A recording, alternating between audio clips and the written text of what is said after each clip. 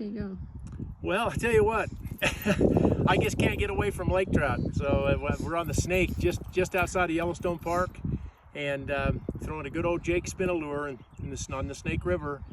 This is the second nice lake trout that I've caught, along with a nice cutthroat. So just been fishing for about 40 minutes, and just casting upstream, bringing that down, just kind of bouncing that Jakes along the bottom, and boy, there's some nice fish. They're obviously coming down from Lewis Lake, I'm guessing, or up from Jackson Lake, but they're here in the Snake River in good old Wyoming.